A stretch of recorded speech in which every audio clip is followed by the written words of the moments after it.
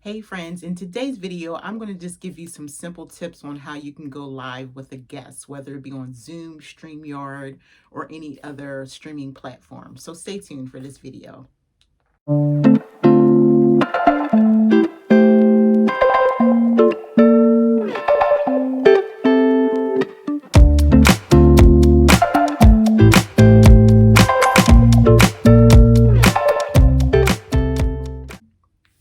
Hey friends, I am Leslie Tucker. I am better known as a reseller's passion, and I talk reselling, lifestyle. I motivate you.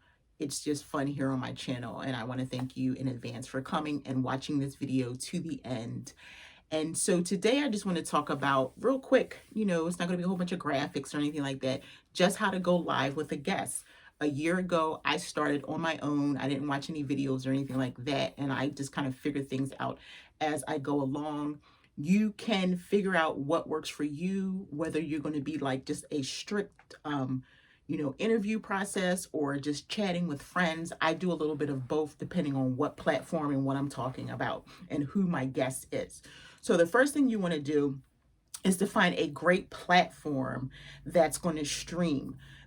Right now, with the world, everyone doing visual learning and businesses turning to more platforms like Zoom and StreamYard, Facebook rooms, and things like that, it can get a little quirky. So if you're going to find a platform, try it out first. Most people tend to look at Zoom. I do use Zoom for interviewing my guests and also hosting all kinds of chats for groups that I'm in and in the reselling community. I like StreamYard. You have to look that up, StreamYard. It is a program that you can create an account. It doesn't cost any money. You can have up to 6 guests at a time, and you can stream directly to either your Facebook group or you can stream right to YouTube. That's what most YouTubers use. But Zoom also can stream into YouTube. There's a lot of quirkiness with that. You can't see the people in the chat and all kinds of different things. So you have to really look into your platform. Zoom, for 40 minutes, you can go on 40 minutes each time with no additional costs. But if you're going to stream longer than 40 minutes, you have to pay. And I think it's $12.99 or $14.99. I pay monthly because, again, it's how I interview people for my podcast, and I host Zoom chats. And then StreamYard is free again. So I would definitely look into that. If you're going to host like Facebook rooms or something like that, you cannot stream to an audience. It's just a closed-in group like a regular Zoom chat. But you can go live in your Facebook group, on your Facebook page, and then you can also check out Instagram Live if that is something that you want to do. I think that most people should start on Instagram Live.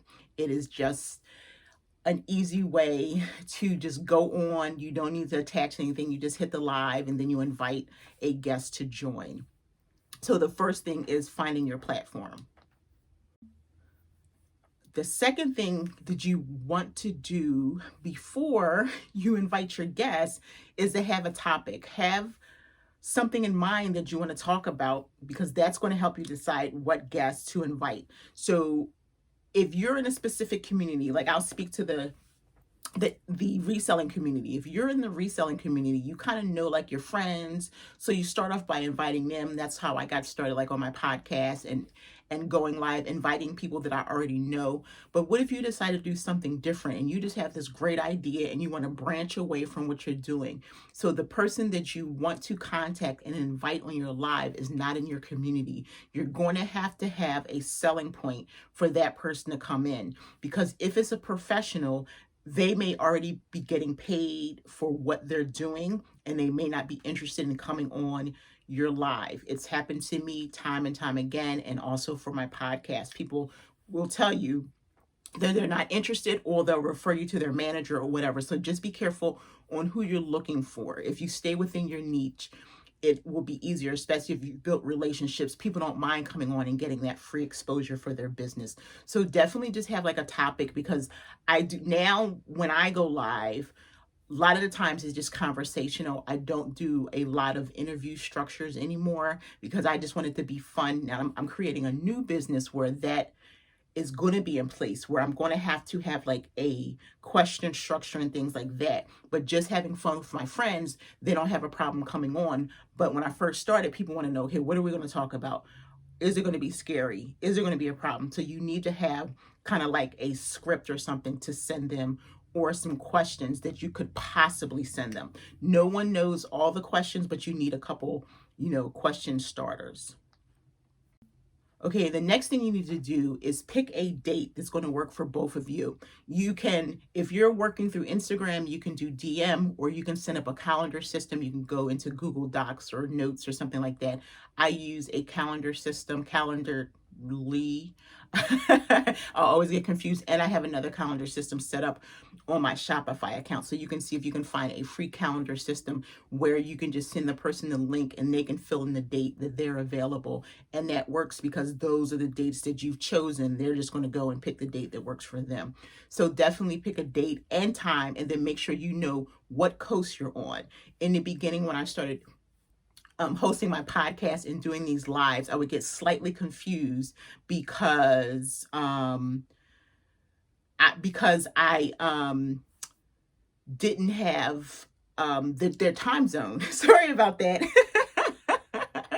Because I didn't know their time zone. So you want to make sure you know that if you're on the East Coast, that a person lives on Central Time, Mountain Time, Pacific Time. So you don't want to set a time for 5 p.m. and they're coming, 3 hours later. So just definitely check your dates and times.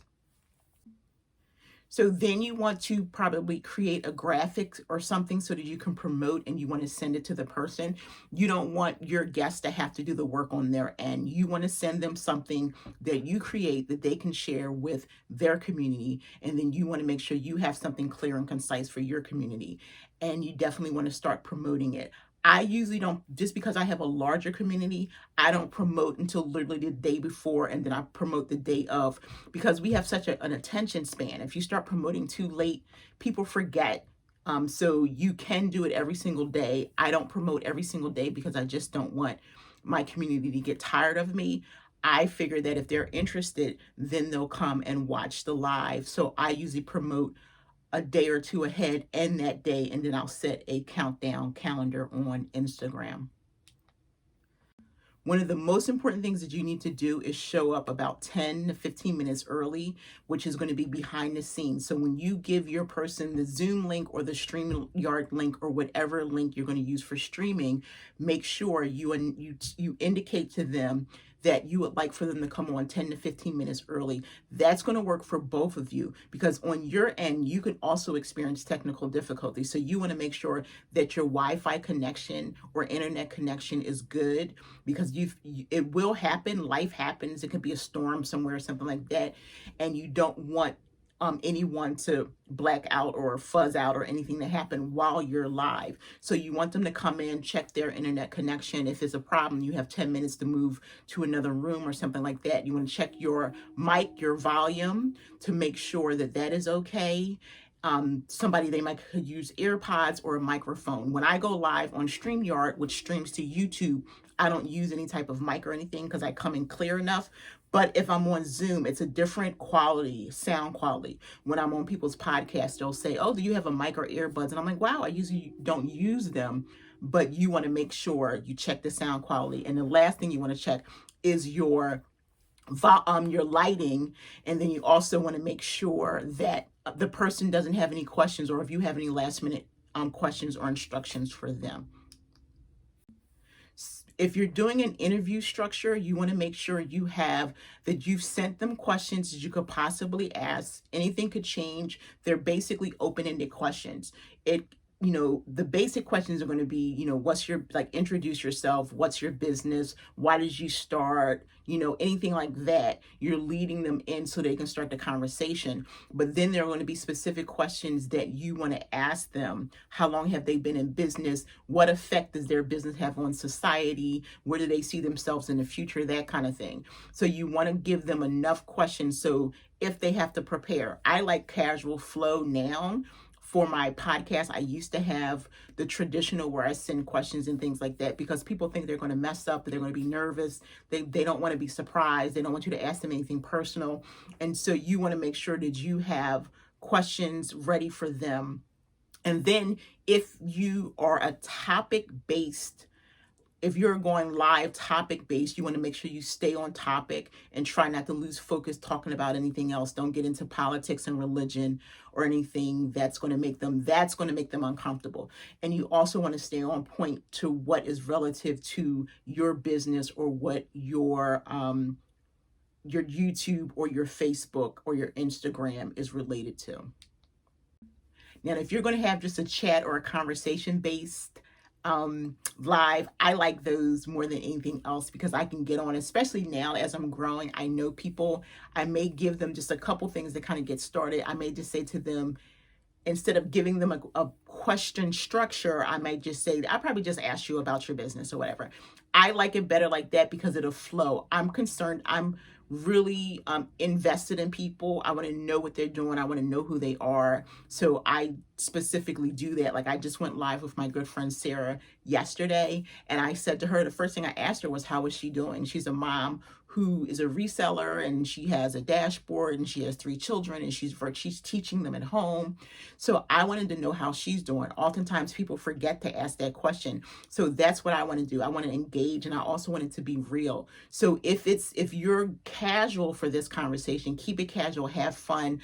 I have other guests that come on that I know like to play games. So I'll have games. It'll be 20 questions. It'll be all kinds of fun stuff. So you make it fun. Based on your audience, make it fun. People love that. It doesn't have to be all stiff all the time. Okay, and then just a couple more tips. Give your guests room to talk. Ask them a question and let them finish their statement. Let them finish their thought. Try not to talk over them. That's going to make it really hard for your community that is in the chat, and it's going to make it hard for your guests. It's going to make them uncomfortable, and they're probably not going to feel like they're heard or validated. So you definitely want to, once you ask them a question, just kind of sit back and let them talk. And the other thing is you want to do is you definitely want to stay focused on your guests. I know things can be distracting. If you're casual, then it's not a big deal. But if you're really like business structured, where you have a question structure and your guest is like a professional, and that's what you're trying to portray, that you're in a professional setting, you want to make sure, just like pretend like you're on TV and you're the moderator and you're talking to your guests. Look at them, nod your head, and let them know that you're paying attention to what they're saying, because they might surprise you and ask you a question, a follow-up question, and you have no idea. There are times when I've had to reach back and like adjust my fan or something like that, but otherwise I try not to get distracted. I try not to, on my end, if I can help it, try not to type or anything like that, because then your head is down. And then if you're going to stream it and it's going to be a video in the future, that's going to be on your video. That's only if it would, if it's lighthearted and you're on your friends and you're kind of playing around, it doesn't matter. But if you have a guest and they've come on with, the intent of growing their business, and they've told their coworkers or different people that they're going to come on, you want to respect them by looking at them, pretending as if you do face to face, look them in an eye.